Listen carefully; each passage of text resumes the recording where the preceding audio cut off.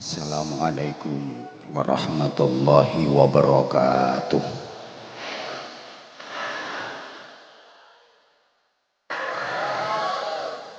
Bismillahirrahmanirrahim. Alhamdulillahilladzi ahallan nikah wa harramas sifah. Asyhadu an la ilaha illallah wahdahu la syarikalah Al-Malikul Fattah wa asyhadu anna Muhammadan abduhu wa rasuluh ad-da'i ila sabilin najah.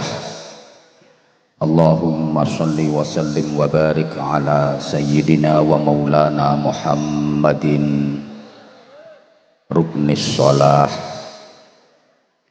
wa ala alihi wa ashabihi dzawil falah.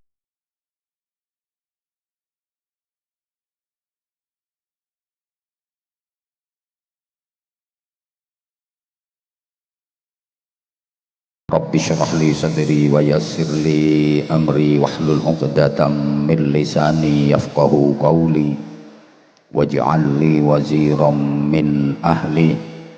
Rabbana la tuzigh qulubana ba'da idh hadaitana wa hab lana min ladunka rahmah innaka antal wahhab. Rabbana atina fid dunya hasanah wa fil akhirati hasanah wa qina adzaban nar birahmatika wa fadlika ya azizu ya ghaffar ya halimu ya sattar ya rabbal alamin. Amma ba'd. Sadatul ulama al-kurama wal fudala, para alim ulama, bapak-bapak kiai, ibu-ibu nyai, ustadz, ustadzah, para sesepuh dan bini sepuh yang dimuliakan, yang kita ta'zimi, kita mohon restunya, kita mohon doanya. Pejabat pemerintah yang mewakili Ibu Bupati, Forkopimcam, Pak Camat, Pak Kapolsek, Pandan Ramil, yang kita hormati, kepala desa, tokoh-tokoh masyarakat dan para tamu undangan, Ibu Hajah Kurnia Sari bersama keluarga teristimewa mempelai berdua Mas Dani melawan Mbak Laili yang sangat berbahagia. Panitia dibantu keamanan dari TNI, Polri, sahabat-sahabat Banser yang bekerja keras berjibaku mengamankan saya sampai terjatuh-jatuh. Terima kasih, saya sudah dikempit. Itu pun masih sempat dicetoti rondo-rondo. Masya Allah. Terima kasih sahabat-sahabat Banser yang luar biasa. Hadirin hadirat, bapak-bapak, ibu-ibu, adik-adik dan seluruh jamaah, mudah-mudahan yang ikhlas mengikuti majelis malam ini dikaruniai panjang umur, sehat walafiat, Islamnya semakin mantap, imannya semakin kuat, akhlaknya semakin mulia, takwanya semakin sempurna, ibadahnya makin istiqomah, hidupnya tambah barokah. Semuanya selamat, mulia, bahagia dunia sampai surga. Sebagaimana keluarga besar Bu Hajah Kurnia Sari, malam ini mohon dengan segala hormat kepada panjenengan semua untuk ikut memberikan doa kepada pengantin, mudah-mudahan nikah dan perjodohannya langgeng serta bahagia dunia sampai surga, seperti yang tergambar dalam ayat Al-Quran, hum wa azwajuhum fi dhilalin 'alal araiki muttaqiun lahum fiha fakihatu wa lahum ma yadda'un salamun qawlam mir rabbir rahim. Para jamaah, saya kok kurang sepakat kalau ada pengantin didoakan semoga menjadi jodoh sampai kaken-kaken dan ninen-ninen, dan itu umum di masyarakat kita. Kenapa saya kurang sepakat? Karena begini, jodoh itu kalau sampai kaken-kaken dan ninen-ninen saja berarti hanya jadi jodoh di dunia. Mungkin di dunia menjadi pasangan hidup berjodoh sampai kaken-kaken ninen-ninen sampai tua bahkan sampai mati, tapi kan hanya sebatas di dunia, nggak bisa sampai ke surga. Karena di surga itu nggak ada kaken-kaken dan ninen-ninen. Saya dapat info seperti itu. Di surga kan nggak ada orang tua. Semua penduduk surga itu muda. Rasulullah menjelaskan usia antara 30 sampai 33 tahun. Jadi penjenengan itu besok di surga kalau jadi nek sido gak ngene-ngene iki modele. Iki kan apa? Model angger urip ngono. Bagus-bagus, gagah-gagah, kuat-kuat. Yang perempuan ya cantik-cantik dan muda terus, nggak mengalami tua, sampai kakek dengan cucu itu seusia. Loh, rak bingung. Lah terus bagaimana cara menengerinya? Kalau kakek dengan cucu kok usianya sama, itu untuk meniteni gimana? Udah jangan khawatir, di sana udah ada panitianya. Terus ada perda sendiri di surga sana. Yang jelas di surga itu nggak ada orang tua. Makanya saya kok kurang sepakat kalau didoakan hanya mudah-mudahan menjadi jodoh sampai kaken-kaken dan ninen-ninen. Apalagi didoakan mudah-mudahan bisa berjodoh seperti Mimi lan Mintuno. Saya itu penasaran, sebenarnya Mimi lan Mintuno itu siapa? Terus tokoh apa? Kok sering dipakai sebagai doa oleh orang-orang itu loh. Saking penasarannya, ketika saya mondok di pesantren, saya coba cari referensi dari kitab-kitab yang membahas bab nikah. Saya cari Mimi lan Mintuno itu siapa, tokoh apa. Alhamdulillah setelah saya cari-cari tidak ketemu. Nabi ya bukan. Nabi itu jumlahnya 124.000. Nggak ada yang namanya Nabi Mimi lan Mintuno alaihi wassalam. Sahabat juga enggak.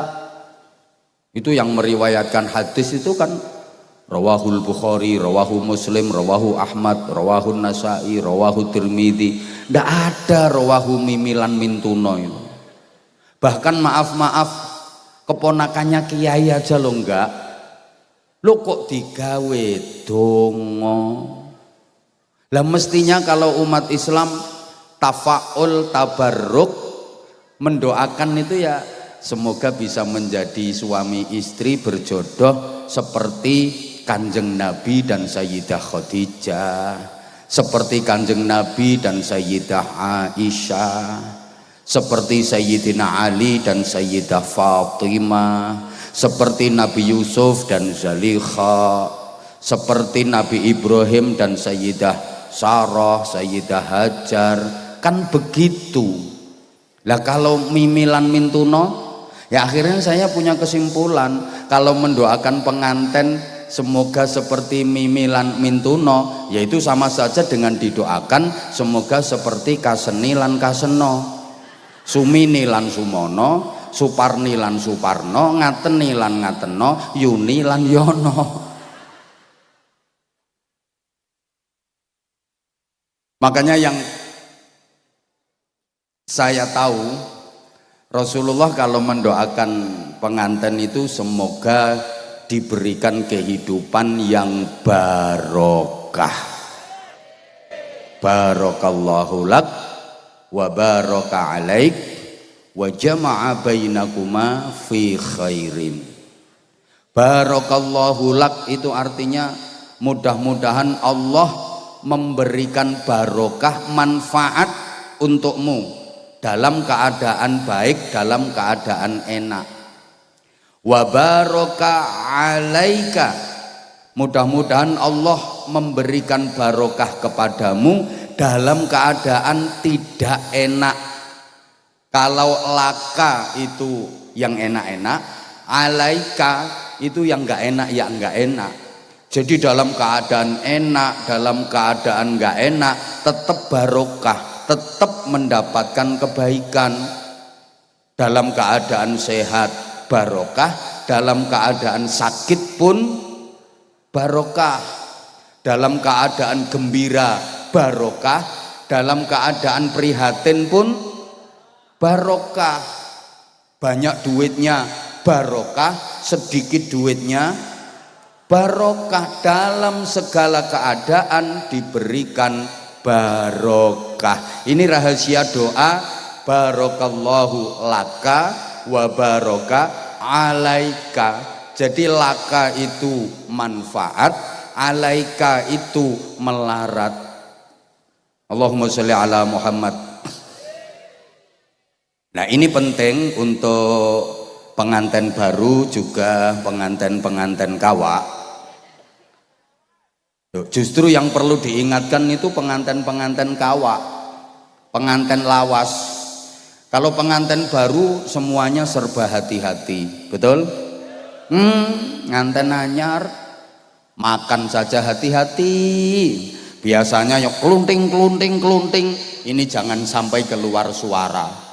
Mengunyah itu biasanya ini mingkem.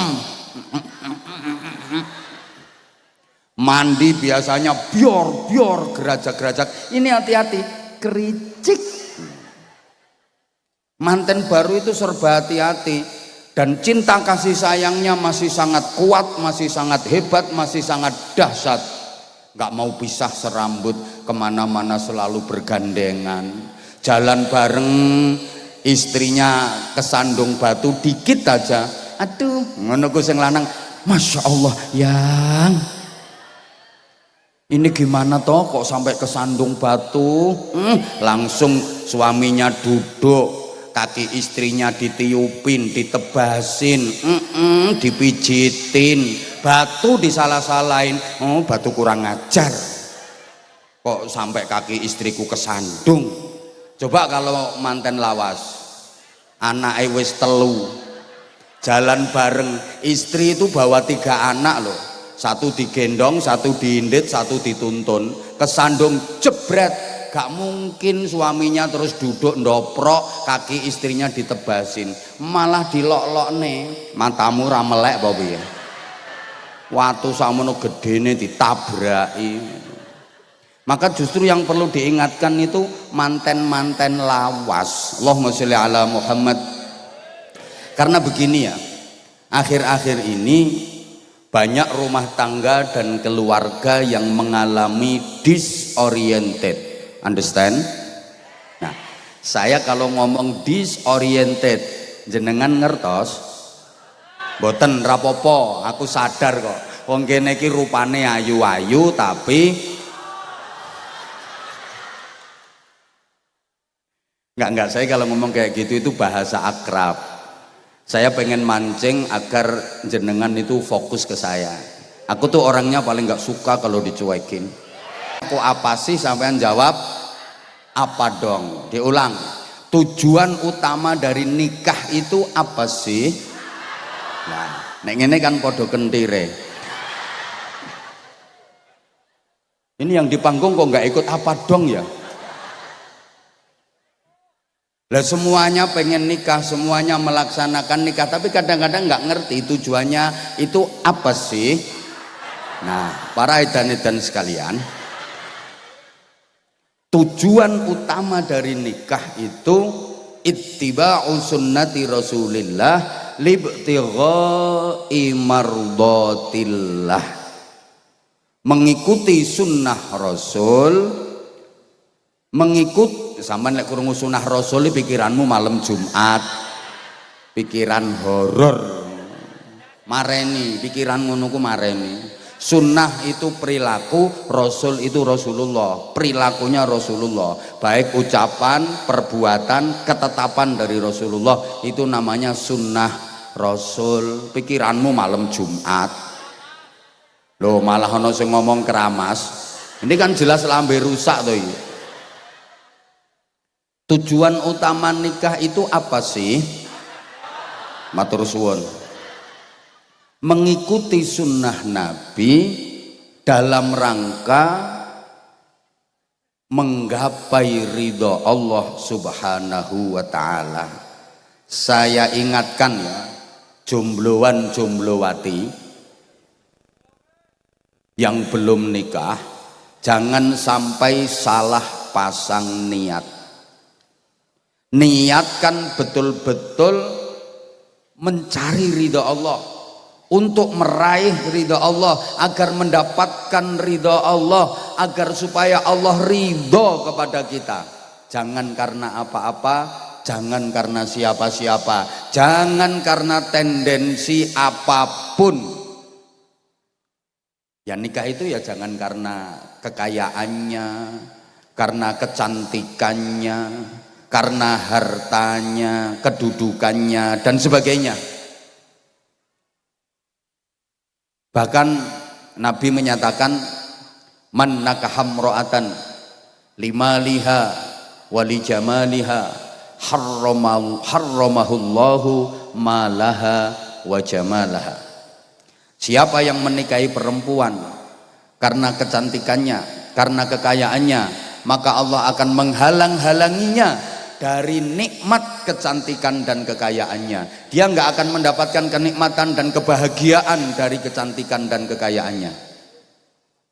Duh, memang sampeyan sering dengar ada hadis tungkahul mar'atu li arba'in, wanita dinikahi itu karena 4 faktor.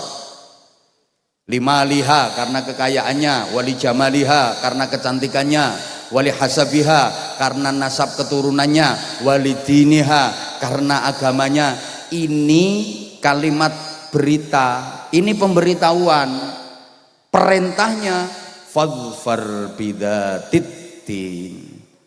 Maka prioritaskanlah olehmu menikah itu karena agamanya. Taribat yadak, kau akan beruntung dan bahagia dunia akhirat.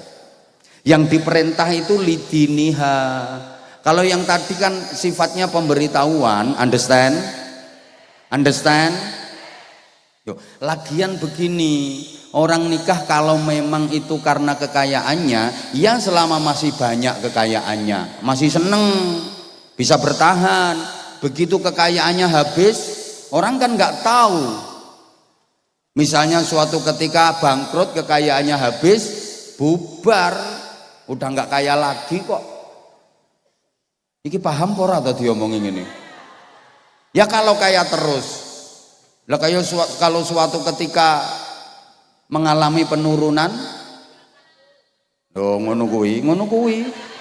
Tinggal kabur ngono kuwi.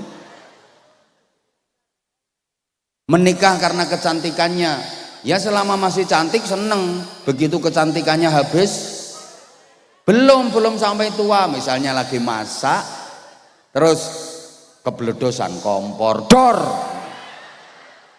yang meledos masuk kok cerit gitu, wah gosong semuanya, ya udah nggak cantik lagi berarti udah nggak cinta, loh ngono kuwi lambene. Dan kalaupun nggak ada apa-apa, wong cantik itu juga nggak lama. Cantik kan karena masih muda, onderdilnya masih kenceng. Begitu tua kan kendo semua wesan, kendor kabeh. Razaqahullahu malaha ta'ala. Karena Allah, semata-mata berharap ridha Allah. Kalau bisa begitu, ada jaminan. Man nakahalillah wa angkahalillah kafa wa wafa. Siapa yang menikah atau menikahkan karena Allah, maka Allah janji akan dipenuhi, akan dicukupi, akan selalu dibantu. Apa sing dimaksud bakal katut, apa meneh, kehilangan harmonisasi. Begini ya Bapak Ibu, adik-adik dan seluruh jamaah, banyak orang yang salah mengartikan harmonis. Harmonis dalam berumah tangga dan berkeluarga seringkali hanya diartikan sebagai hubungan yang saling menyayangi, kemudian kebutuhan hidup secara materi tercukupi. Itu saja. Islam memandang harmonis tidak seperti itu. Harmonis dalam Islam itu adalah rumah tangga dan keluarga yang dipimpin oleh suami dengan didampingi oleh istri yang dalam perjalanannya menghasilkan keturunan-keturunan yang baik, yang solih dan solihah, dengan irama cinta dan kasih sayang, bimbingan dan keteladanan. Targetnya bukan hanya ingin bahagia di dunia saja, tapi sangat kuat dan membara cita-citanya untuk meraih kehidupan yang bahagia di dunia sampai sama-sama di surga Allah Subhanahu wa ta'ala. Itu harmonis dalam Islam. Maka saya kalau mendoakan pengantin itu sering saya singkat, mudah-mudahan dikaruniai keluarga yang samaraba. Samaraba itu artinya bukan kok sama-sama pandai meraba-raba. Itu singkatan sakinah, mawaddah, rahmah, barokah. Kalau umumnya istilah itu kan semoga samawa, itu salah kaprah. Salah tapi sudah kadung kaprah. Kaprah di mana-mana digunakan tapi sebenarnya salah. Kalau yang dimaksud samawa, mudah-mudahan sakinah, mawadah, warohmah, itu singkatannya bukan samawa tapi samara. Karena wa di situ huruf atof. Dalam grammar tata bahasa Arab, wa di situ huruf atof, kata sambung. Sakinah tentram, mawadah cinta, warohmah dan kasih sayang. Jadi kalau disingkat ya samara, sakinah, mawadah, rahmah, tentram, cinta, kasih sayang. Lah kalau didoakan semoga samawa, itu berarti artinya sakinah, mawadah dan. Lah iya, Kalau cuma 3 yang benar istilahnya samara. Kalau disempurnakan semoga samaraba, sakinah, mawaddah, rahmah, barokah. Allahumma sholli ala Muhammad. Nah, mempelai berdua dan pengantin-pengantin lawas yang saya hormati, untuk bisa mencapai kehidupan keluarga dan rumah tangga yang samaraba, sakinah, mawaddah, rahmah dan barokah, ada beberapa kriteria yang harus dipenuhi. Ada beberapa syarat agar rumah tangga dan keluarga itu sakinah, mawaddah, rahmah dan barokah. Di antaranya 1, halo, didengerin apa enggak ini?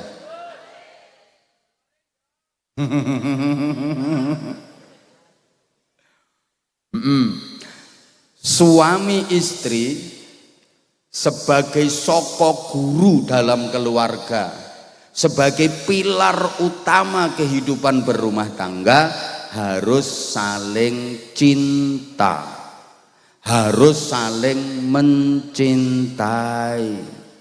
Kalau enggak ada rasa cinta, ya sulit untuk mewujudkan keluarga yang sakinah, mawaddah, rahmah dan barokah. Hidup ini memang harus ada cinta. Love is the power of life. Orang ngerti. Kok iso ditakokne artinya? Cinta itu kekuatan hidup. Hidup tanpa cinta bagai taman tak berbunga. Hai, begitulah kata para pujangga. Loh, memang iya kok. Hidup tanpa cinta bagai taman tak berbunga. Hidup tanpa cinta bagai sayur tanpa garam. Hidup tanpa cinta bagai samudra tanpa ombak. Hidup tanpa cinta bagaikan pohon tanpa bunga. Hidup tanpa cinta bagaikan bantal tanpa iler.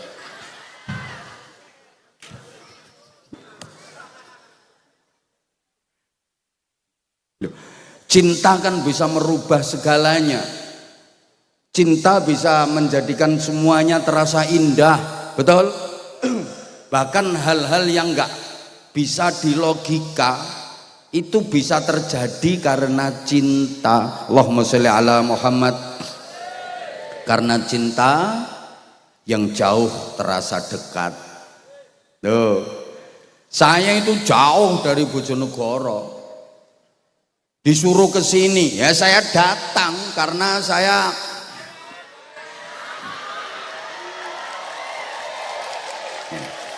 tolong dikondisikan lambenya. Karena saya cinta. Itu loh. Jadi yang mendorong saya datang ke sini itu adalah munggah gentenono kene. Ya karena cinta. Kata samplok lambemu. Astagfirullahaladzim. Samanku jangan gitu. Suudzon naik pikirannya. Loh, karena cinta yang males jadi semangat.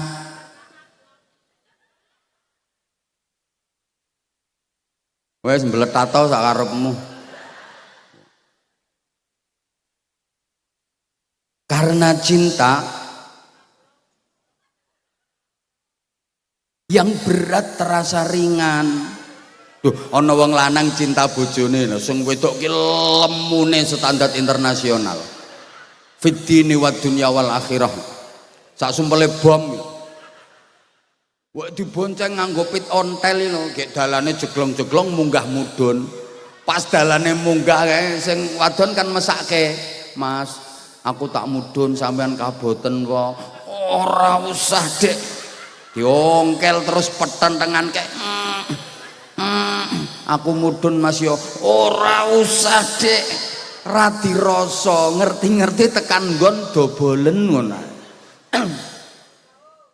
Nah iya ya karena cinta wong kelek kecut iso rasa jeruk, entut basin aroma duren. Kalau udah cinta mbok tangi turu abape kotak-kotak terasa parfum. Nah mengenai cinta ini Bapak Ibu, adik-adik dan seluruh jamaah, kok kamu gak merhatiin aku sih?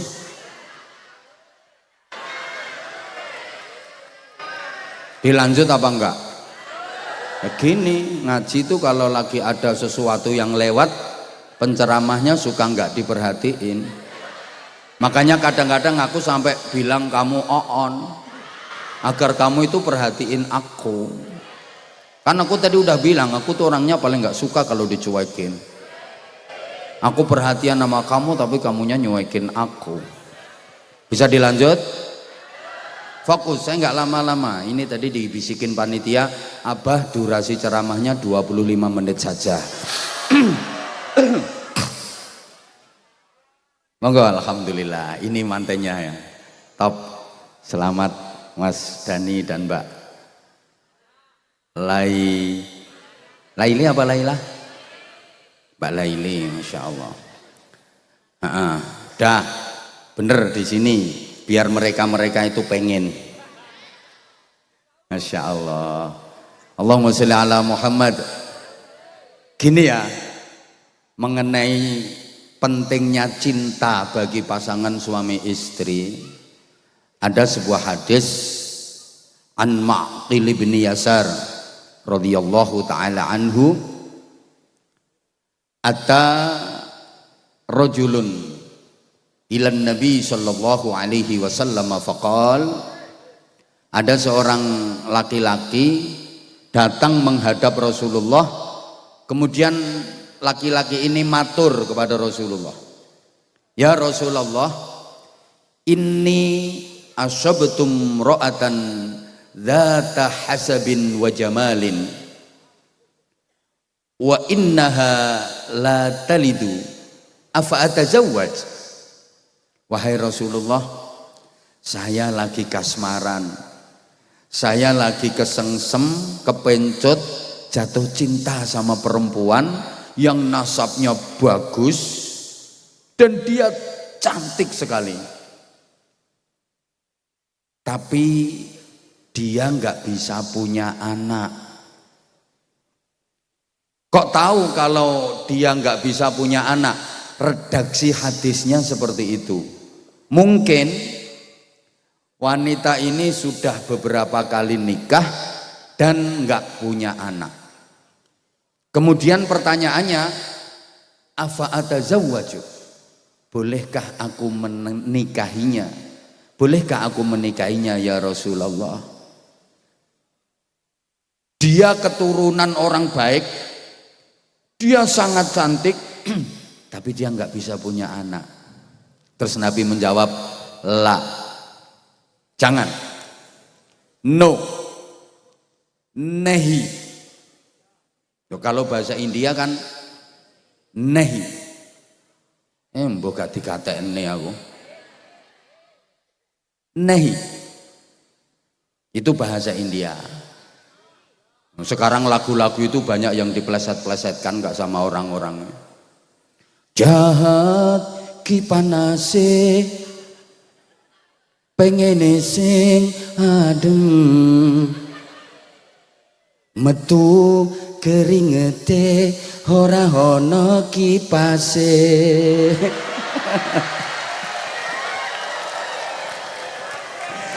Jahat ki panase pengene sing adem.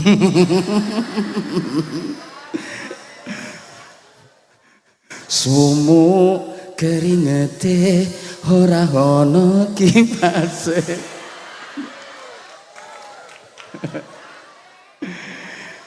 Wes. Rasulullah melarang, jangan. Enggak boleh sama Nabi. Kemudian hari berikutnya ketemu sowan lagi kepada Rasulullah, matur yang sama. Sampun Mas, mboten usah diunekke Mas kipase Mas, sampun Mas. Dah cukup gini. Cukup itu guyonan saya kok. Saya kalau kena kipas angin nanti malah kembung. Mbah, sudah. Berikutnya ketemu lagi sowan kepada Rasulullah, matur yang sama. Ya Rasulullah, saya cinta banget sama dia. Rasa-rasanya saya nggak bisa hidup tanpa dia. Bolehkah aku menikahinya? Nabi menjawab, la, jangan, ojo, no. Sampai 3 kali, udah kadung cinta. Katanya kalau cinta sudah melekat, tai kucing rasa. Oh, namanya kadung cinta, katanya cinta itu buta. Ya Rasulullah, saya cinta mati sama dia, boleh ya saya nikah dia? Nabi tetap, lah, ojo, jangan. Kemudian Nabi bersabda dengan dawuhnya yang fenomenal, dan ini biasa dibaca di acara-acara resepsi pernikahan. Tazawwaju al-wadud al-walud. Nikahilah olehmu wanita yang satu, penuh cinta, al-wadud, banget cintane, penuh kasih sayang, penuh perhatian. Jadi hati-hati mas, ojo golek wong wadon sing cuek, wong wadon sing masa bodoh, keleleran dirimu nanti. Akhirnya nanti ada uang abang disayang, nggak ada uang abang ditendang. Ada fulus abang dielus, nggak ada fulus abang dikeremus. Ada duit abang diuwe-uwe, nggak ada duit abang dicutek. Ada dolar abang tidur di kamar, nggak ada dolar abang tidur di latar. Ya kuwi sing ngomong kuwi wonge. Ya kenapa? Karena bukan al-wadud. Dia bukan penyayang, dia bukan tipikal perempuan yang penuh perhatian, yang gati, yang open. Kalau penuh perhatian, gati, open, semua aktivitas kehidupanmu akan dilayani dengan tulus, dilayani dengan sebaik-baiknya. Selalu menginginkan yang terbaik buat suaminya. Terus al-walud, yang banyak anaknya, artinya manaan.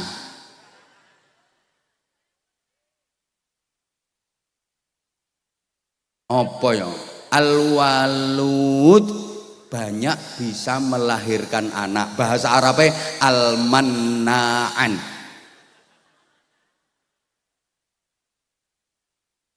Pokoknya pinter mana. Duh, lah ini gimana tanda-tandanya? Kalau tahu dia banyak anak, mosok dijajali? Ya enggak gitu, dilihat dari lingkup keluarganya. Dilihat dari lingkungan keluarganya, saudarinya yang perempuan-perempuan, bibik-bibiknya, bude-budenya, kok anaknya akeh-akeh. Oh ya aku biasanya nggak jauh. Ngono carane mas, kok dijajali. Edan gue. Nah, gini ya. Merawat cinta, mempertahankan dan melestarikan cinta itu dicontohkan oleh Rasulullah Shallallahu Alaihi Wasallam, bahkan sampai usia beliau sudah sepuh. Sampai usia Rasulullah sudah sepuh, sudah kepala 5, kepala 6, Rasulullah tetap merawat, menjaga, melestarikan rasa cinta. Rasulullah itu kalau sama istri-istrinya mesranya luar biasa, romantis, harmonis. Wah, arek-arek saiki, bocah-bocah saiki, wong-wong saiki ora ono apa-apane dibanding romantisnya Rasulullah bersama istri-istrinya, harmonisnya Rasulullah dengan istri-istrinya, mesranya Rasulullah dengan istri-istrinya, luar biasa. Loh, Rasulullah itu mesra banget kehidupan rumah tangga dengan istri-istrinya. Masya Allah. Oke.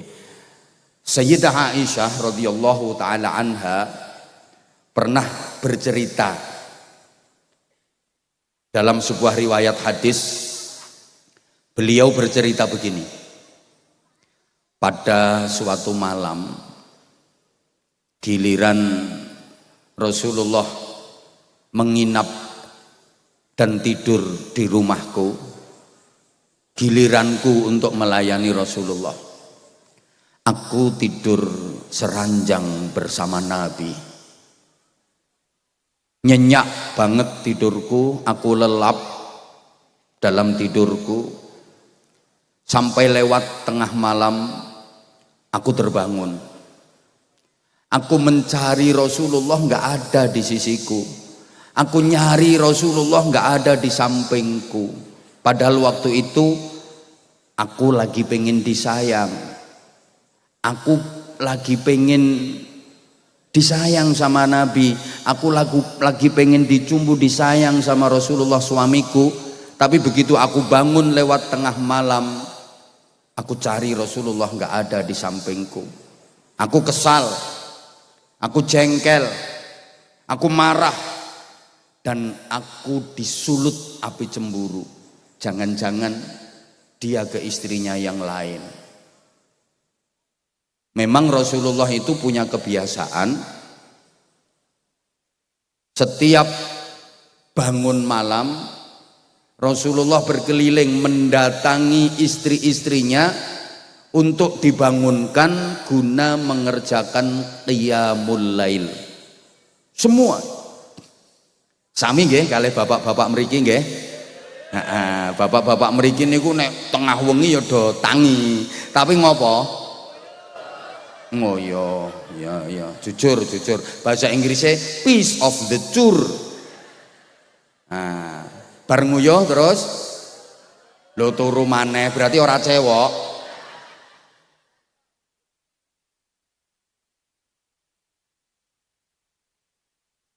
Lah kalau bapak-bapak sini malam ya tidur, ya bangun, bahkan ngelilirnya bisa 2 kali 3 kali. Tapi ya ora sholat. Rasulullah itu punya kebiasaan setiap malam beliau terbangun, kemudian keliling ke rumah istri-istri beliau untuk membangunkan qiyamul lail. Nah, lanjut ceritanya. Sayyidah Aisyah terbangun nyari Rasulullah, nggak ada di sampingnya, cemburu, manusiawi, jengkel, kesel karena memang lagi pengen disayang. Terus gerutu, ngambek, pokoknya engko nek mulih aku mau dibangunin, males. Nanti kalau pulang aku dibangunin kayak apa? Moh. Kan riwayatnya Sayyidah Aisyah itu ya manja, ya ngambekan kan kayak gitu. Halo? Kok gak didengerin toh aku? Pokoknya nanti kalau pulang aku dibangunin, moh. Nggak mau, emang lagi jengkel, lagi gondok, lagi ngambek. Bener.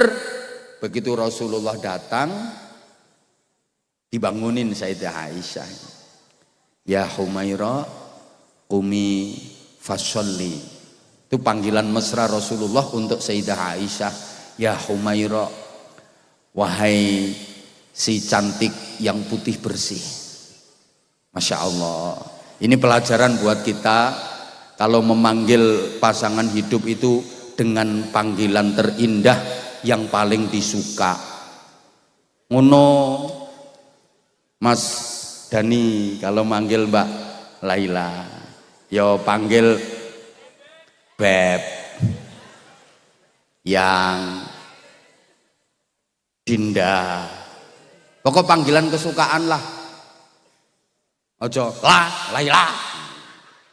Jangan gitu, nek perlu panggil mama. Mbak Laila dipanggil mama yo seneng, guyu sampai ra iso mingkem. Mingkem diluk meletat nah tar. Saking senengnya. Nah, nanti Mbak Laila panggil Mas Dani juga gitu. Bang, Kanda, Dad, nek perlu Papa Dani. Lah Mas Dani dipanggil Papa melakukannya mereng-mereng ngene sampai ra iso balik gitu Bu. Loh, sampai sepuh Rasulullah manggilnya tetap mesra. Lah nek wong kene kan ora dipanggil nama Ti Sri apa ngono gak mesra blas. Aku loh sampai sekarang kalau manggil dia itu yang orang ngandel ya wis. Sampean juga gitu kalau manggil say ngono Mas. Nek pas seneng ya sayang, nek pas gak seneng saiton. Soale wong wedok kuwi nek wis kadung apik iso kaya malakung karim, lek wis kadung elek iso kaya syaitonir rajim. Ngono. Ya iku sing ngomong wonge teko kuwi kok. Udah ringkesnya gini. Rasulullah membangunkan Sayyidah Aisyah. Ya Humaira, kumi fasalli. Istriku sayang, bangun, ayo bangun yuk, sholat. Diem aja Sayyidah Aisyah, emang lagi ngambek, emang lagi jengkel. Marahkah Rasulullah? Enggak, dibangunin lagi. Ya Humaira, kumi fasalli. Sayang, ayo bangun, ayo sholat, ayo sholat. Diem, pura-pura tidur padahal nggak tidur, lagi ngambek. Terus apa yang dilakukan Rasulullah? Rasulullah lantas berdiri untuk sholat. Lama beliau kalau sholat, masyhur itu riwayatnya. Rasulullah kalau sholat malam itu lama berdirinya, lama rukuknya, lama banget sujudnya, sampai seringkali kedua kaki beliau bengkak-bengkak saking lamanya berdiri, rukuk dan sujud. Yus koyok wong kene lah, nek bengi-bengi kan sering sikile bengkak-bengkak soalnya asam urate kambuh.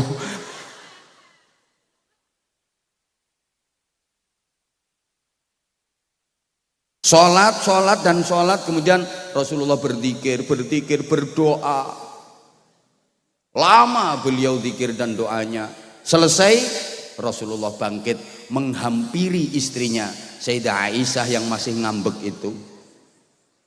Dibangunin gak mau. Apakah Rasulullah marah? Membentak? No, ndak.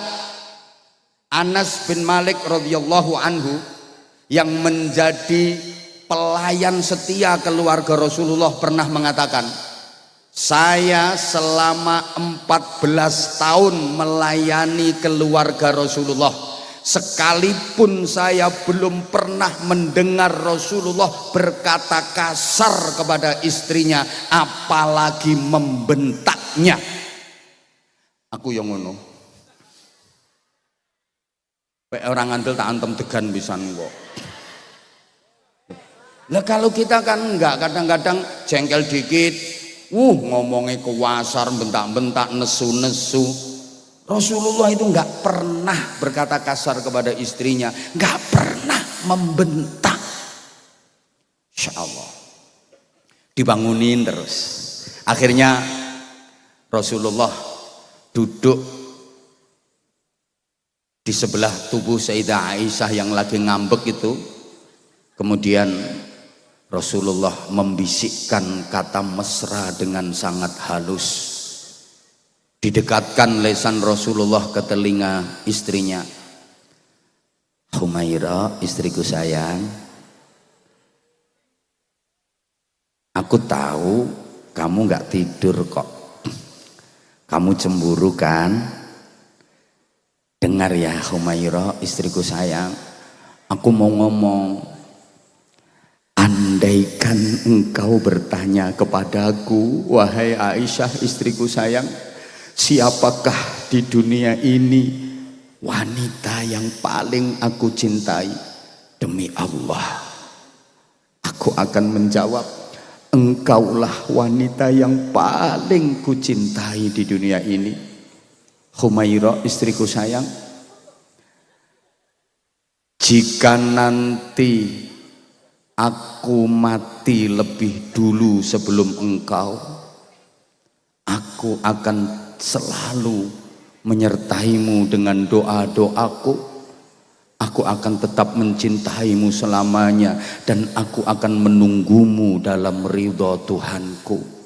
Dan jika engkau yang mati lebih dulu sebelum aku, wahai Humairah, aku sendiri yang akan memandikan jenazahmu, mengkafani jasadmu, aku yang akan mengimami sholat jenazahmu, aku yang akan memanggul jenazahmu menuju makbarah, dan aku yang akan memasukkan jasadmu ke liang lahat bersama dengan lantunan doa-doaku. Mendengar itu, Sayyidah Aisyah gak kuasa menahan air mata, berderai, bercucuran air mata membasahi pipinya, menangis sejadi-jadinya. Kemudian Sayyidah Aisyah bangun, bersimpuh di pangkuan Rasulullah, menangis dan meminta maaf. Beliau melanjutkan ceritanya, sungguh seumur hidupku belum pernah aku mendengar kata-kata seindah itu, melebihi kata-kata yang keluar dari lisan suamiku Rasulullah Shallallahu Alaihi Wasallam. Seketika marahku pun reda, cemburuku pun menjadi lenyap. Masya Allah. Alangkah indahnya kalau hubungan suami istri berumah tangga bisa seperti itu. Coba Bapak Ibu kita renungkan, salah satu kebiasaan Rasulullah itu membangunkan istrinya untuk sholat malam. Mari kita teladani kalau memang kita pengen keluarganya sakinah, mawaddah, rahmah dan barokah. Bapak Ibu, ya siapa yang bangun duluan itu yang bangunkan dulu. Sopo sing tangi dhisik nggugah. Biasanya yang gampang bangun malam itu ibu. Yang ikhlas, yang telaten Bu, bangunin bapak. Yo diodoti jempole. Ayo tangi, sholat. Dah diodoti jempole kok masih belum bangun, ya sabar yang telaten. Naik dikit betisnya, dioyok-oyok ngono. Ya tuh Pak tangi kesel apa? Ora tangi ya munggah sithik. Nah, dengkule ditak tak tak tak tak tak tak, masih ora tangi ya munggah sithik pupune karo digaruk.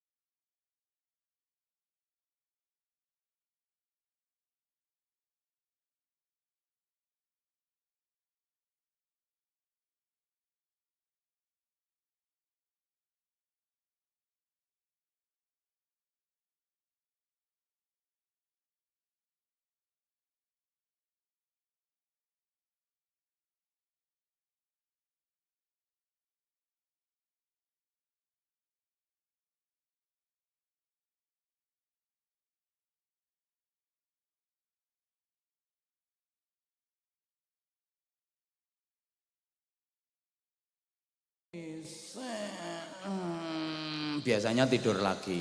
Bapak jangan marah Pak, ojo langsung mbok tendang, sabar Pak. Nanti kira-kira 15 menit bangunin lagi. Dek sayang, ayo bangun, ayo sholat, ayo telaten.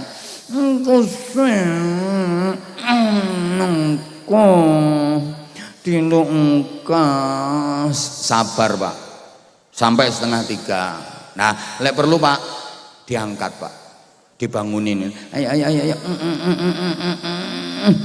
dilungguhke, sandarkan ke dadamu, dibelai mesra.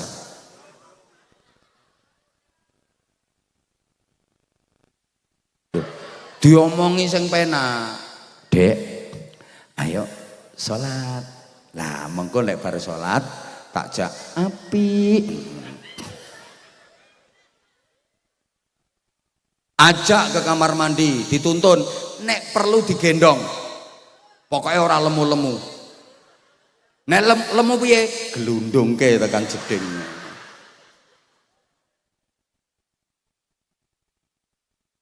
Sekali waktu surprise seperti yang dilakukan Rasulullah Muhammad Sallallahu Alaihi Wasallam. Loh, infonya ini nanti ada door prize-nya ya? Sudah semua door prize-nya?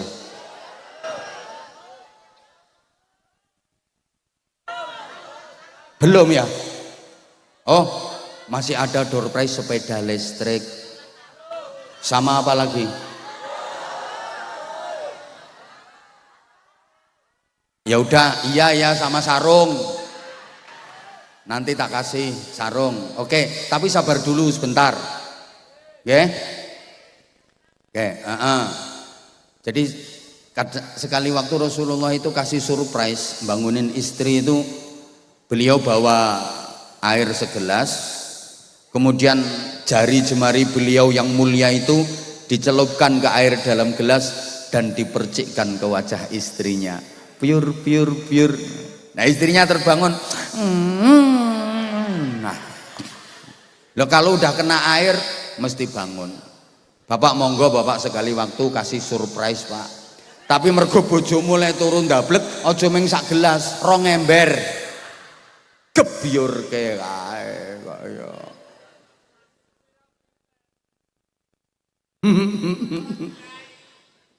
Allahumma sholli ala Muhammad.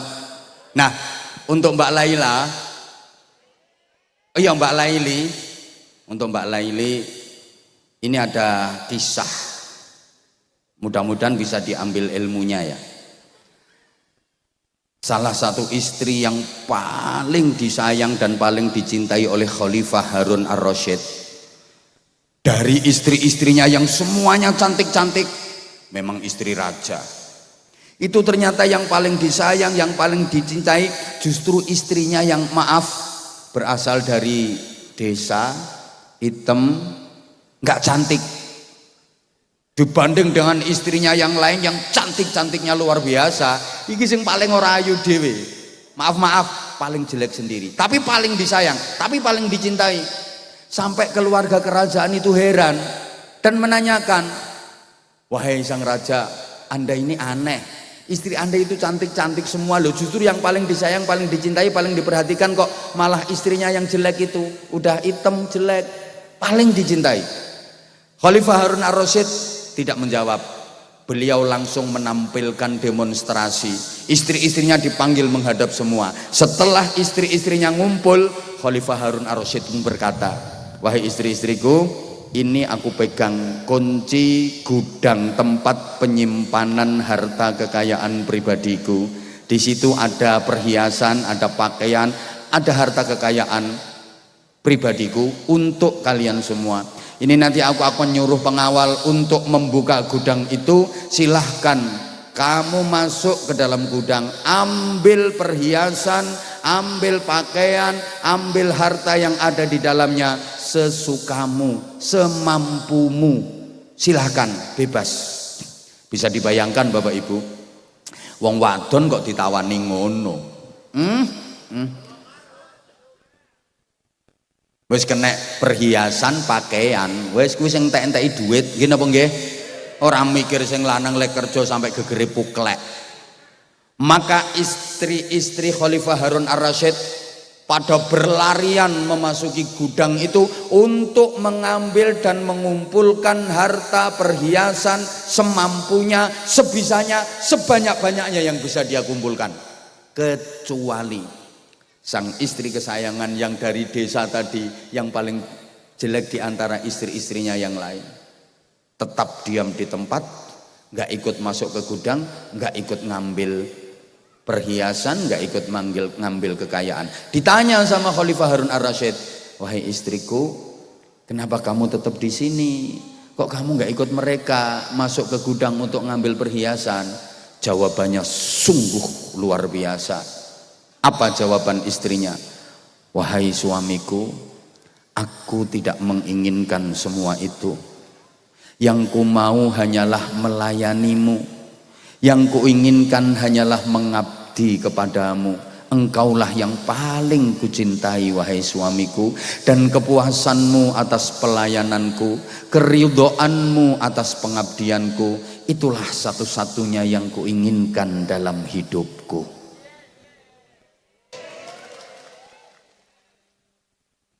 Khalifah Harun ar-Rasyid pun berkata kepada keluarga kerajaan, kalian tahu sendiri kan kenapa aku paling mencintainya dibanding yang lain? Karena dia benar-benar tulus melayani dan mengabdi kepadaku. Masya Allah, ibu-ibu sekali waktu dipraktekke, nembe santai-santai kalih bapake jenengan matur, wahai suamiku, aku tidak menginginkan harta benda, aku nggak mau duit, aku nggak mau kalung, aku nggak mau gelang, aku nggak mau perhiasan. Yang ku mau hanyalah melayanimu, yang ku inginkan hanyalah mengabdi kepadamu. Engkaulah yang ku cintai wahai suamiku, dan kepuasanmu atas pelayananku, keridhoanmu atas pengabdianku, itulah yang ku inginkan dalam hidupku. Bojomu mesti ceduk ceduk ceduk ceduk terus ngomong pret.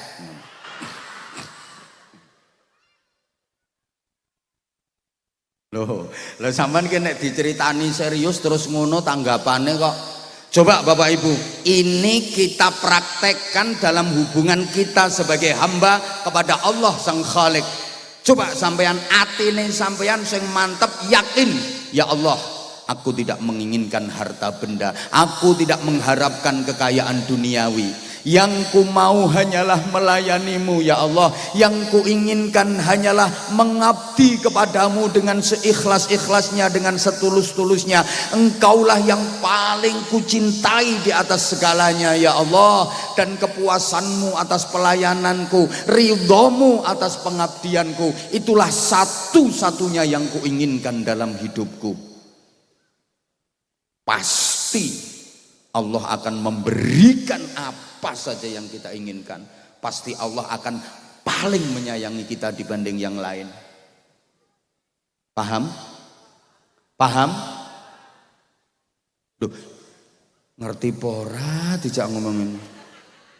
Dan sekarang yang kedua, sebelum bagi-bagi door prize, yang kedua sekarang, untuk menggapai kehidupan rumah tangga dan keluarga yang sama, raba, sakinah, mawaddah, rahmah dan barokah, suami istri harus mengerti dan memahami hak dan kewajiban masing-masing. Suami tahu kewajiban dan tahu batas-batas haknya, istri pun mengerti kewajiban dan tahu batas-batas haknya. Jangan hanya menuntut hak tanpa mau menjalankan kewajiban. Allahumma sholli ala Muhammad. Harus saling mengerti, saling memahami. Makanya kalau dalam adat Jawa saya sering sampaikan, manten duduk di dekorasi itu apa, orang sini nek bilang apa? Gayamu pelaminan. Kuade wong biyen nek ngarani padi to. Padi wong biyen nek ngarani. Terus sing dandani kuwi tukang apa? Oh, tukang rias, tukang paes, tukang rias. Saiki yo ngono saiki jenenge. Itu kan didampingi anak kecil perempuan 2, dicari yang wajahnya agak mirip, terus di make up agak mirip, pengapit, pendamping, itu diistilahkan kembar mayang.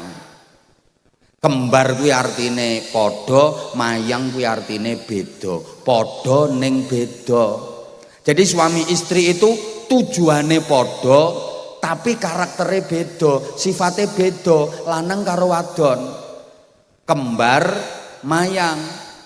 Cita-cita dan tujuannya sama, pengen bahagia dunia akhirat, tapi orangnya berbeda, sifat dan karakternya berbeda. Maka kalau ingin tujuan bahagia dunia akhirat ini tercapai, harus bisa memadukan dua sifat dan karakter yang berbeda agar saling melengkapi. Ibarat lampu, tujuannya biar bisa nyala, biar bisa murup, maka kabelnya dua harus berbeda, positif dan negatif dipadukan. Coba kalau lampu itu kabelnya sama-sama positifnya, kira-kira nyala apa konslet? Konslet. Lah wong rabi kok podo lanange, nyala apa konslet? Ya konslet, bentik jenenge. Lampu kok kabelnya podo negatif, nyala apa konslet? Konslet. Lah wong nikah kok podo wedoke? Coba malam pertama begitu masuk kamar kaget, loh bojoku kok podo persis karo aku. Diteruske ora ale rabi. Ya wong edan kuwi jenenge. Karena memang laki dengan perempuan itu karakternya beda. Bapak dengan ibu itu kan beda. Bapak itu suka mengecilkan hal yang besar, kalau ibu suka membesarkan hal yang kecil. Makanya barang cilik nek dicekel wong wedok dadi gede. Pikiranmu ra usah aneh-aneh. Dengerin toh sayang. Bapak itu suka membesarkan hal yang kecil. Masalah besar yuk bagi laki-laki dianggap sepele. Arah ngono wae kok. Enteng. Wong lanang iki ngono. Seneng entengke. Kalau ibu suka membesarkan hal yang kecil. Masalah cilik iki nek nggone wong wedok iso dadi urusan gede. Nggih napa nggih? Loh, wong nyumbang tanggane duwe gawe ora dibalekke iso dadi perkara gede kok. Susuk lho iso dadi masalah. Wong wedok ngono lho, aja salah paham. Laki-laki itu kreatif, perempuan itu sensitif. Laki-laki itu rasional, perempuan itu emosional. Laki-laki itu pakai pikiran, perempuan itu pakai perasaan. Makanya kalau terjadi cekcok suami istri gegeran, bapak le ngomong pripun? Mikir to, Dik, apa-apa ku mikir. Nah, ibu le jawab, ya sampean wong lanang ora ngrasake dadi wong wedok kok. Mergo sijine nganggo pikiran, sijine nganggo perasaan, sehingga respon spontan laki-laki dan perempuan itu beda. Laki-laki mikir, perempuan mengerasake. Omah kok dileboni ula gede keloket. Wong lanang mikir piye carane mateni ula, golek kayu pentungan gepuki ulane, rawani tinggal mblayu. Lah nek wong wedok omah dileboni ula geweti keloket malah gejok kok ning ula. Ning ula. Dipikir nek tinggu gejuk terus ulane ngeleles.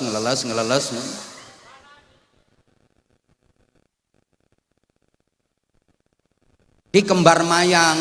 Habis itu nanti kalau udah dekat upacara tradisi adat Jawa mantenan nih loh.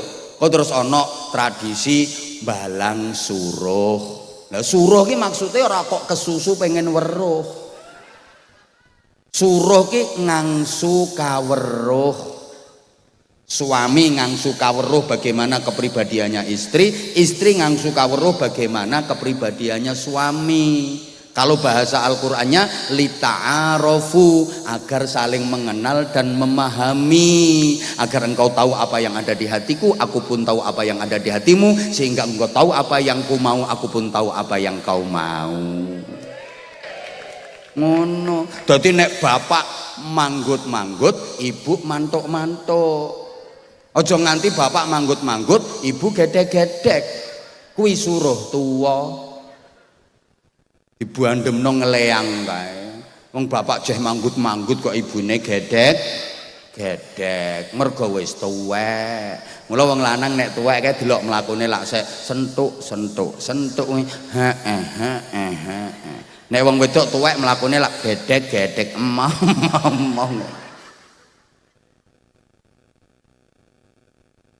Bar kuwi ana tradisi meneh, esuk wis bar dilakoni karo Mas Dani. Nek wis cidhek kae manten lanang midak endok nganti pecah piar. Lah manten wadon kok misuwi mijiki. Mosok sing lanang ngideki ndok piar pecah terus sing wedok misuh-misuh. Loh ini filosofinya apa? Wong rumah tangga ki kaya ndok, bunder ser, mumet, ruwet, rentet, jibek, judek, banyak masalah. Maka suami sebagai kepala rumah tangga Mas Dani harus bisa memecahkan masalah. Kaya mecah ndok kuwi, cari solusi. Lah istri berpartisipasi, memberikan doa dan dukungan. Jangan sampai suami lagi bingung cari solusi, istri misui. Mulane sampean ki lek apa-apa ngomong wong wedok, lah aku dadi wong wedok ora tau diomongi nek apa-apa. Lek pendapate sampean aku kudu manut, tapi nek aku usul ora tau digawe. Wong rumah tangga ki ya musyawarah, seprono sepirene aku monggo kalah-kalahan. Sampai kapan aku ngalah terus? Sampean terus njaluk menangan ngono kuwi, mbok ya sekali-kali pendapatku ki dienggo. Ya kuwi wonge sing keplok-keplok kuwi. Mulane wong rumah tangga kuwi rungokne, suami kudu duwe rem tangan, istri kudu duwe rem cangkem. Lha iki apa jenenge? Oh cara kene cocot ya wis.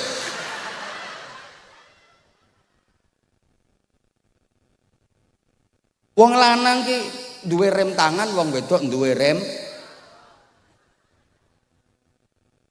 Kena apa wong wedok kudu duwe rem cangkem. Soale wong wedok ki apa-apa nganggo perasaan. Nek ana masalah perasaane ra kuat, muntap lewat cangkem. Nah wong lanang apa-apa nganggo pikiran. Nek ana masalah pikirane ra kuat, muntap lewat tangan. Plok plok. Sing wedok etek-etek, sing lanang plok. Akhirnya rumah tanggane dadi rumah tangga sing mereke etek-etek.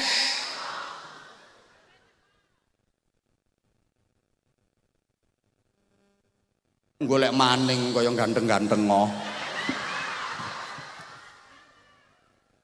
Wong siji rang genah golek maning. Halo? Paham ora?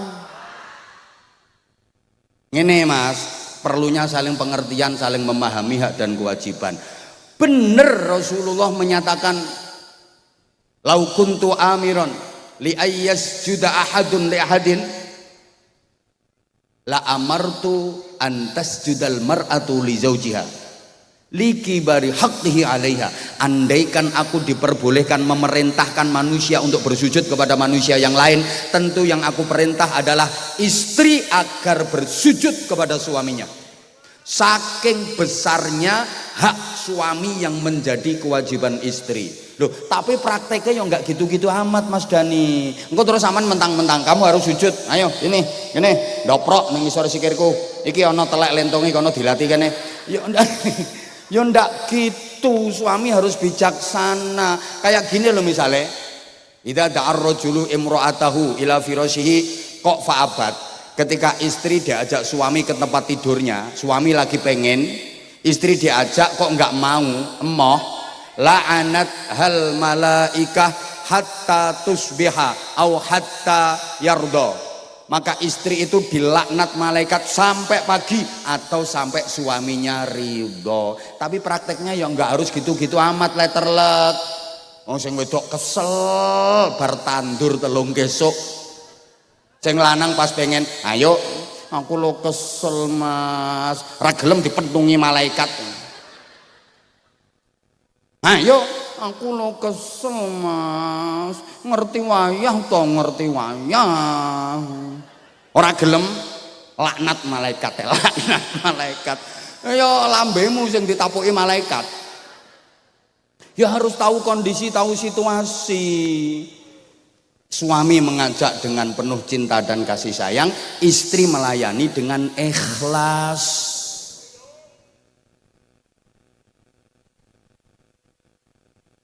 Gayamu kok ngono ya? Kowe engko tak kei sarung ya. Ya sik to. Nggih. Heeh ya fan. Heeh. Ya engko tak paringi sarung tenang. Atau begini misalnya, Mbak Laili ki mau puasa sunnah hari Senin atau Kamis, kan harus izin suami. Kalau enggak izin suami kan berdosa.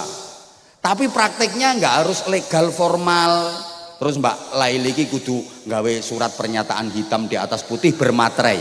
Dengan ini saya Laili memohon dengan hormat lagi sangat kepada suami Mas Dani untuk mengizinkan saya besok Senin saya akan puasa, bermaterai tanda tangan. Ya nggak harus begitu. Misalnya lagi ngobrol malam-malam, terus Mbak Laili bilang, Mas kan besok hari Senin. Ya terus kenapa Dek? Aku mau puasa. Nah kok Mas Dani, alhamdulillah kalau sampean mau puasa nggak apa-apa, tapi aku nggak puasa, nggak apa-apa tak kamu masak buat aku. Misale, terus Mbak Laili, ya nggak apa-apa toh Mas, tapi aku izinin ya aku puasa. Ya nggak apa-apa, aku seneng kalau kamu puasa, wong aku males puasa. Tapi kamu nggak apa-apa kan, kamu masak buat aku, ya nggak apa-apa Mas, diizinin ya poso. Lah ternyata kok Mas Dani jawabannya, ngapain puasa orang aku di rumah kok. Aku tahu Mas, kalau Mas besok di rumah, kan besok hari Senin, aku mau puasa, ngapain? Aku lo di rumah. Ya udah tahu kalau kamu di rumah, tapi besok Senin ini aku mau puasa, nggak usah aku lo di rumah. Ya udah tahu kalau di, lah ini namanya istri Oon ini namanya. Lagi maksudnya kan gini toh, ngapain sih pakai puasa? Wong sama saya itu pahalanya lebih besar kok. Kok ternyata istri maksa puasa, ini suami boleh batalin puasanya. Istri masih tetap maksa puasa, suaminya nggak ridho, marah, istri dapat dosa, suami yang dapat pahala.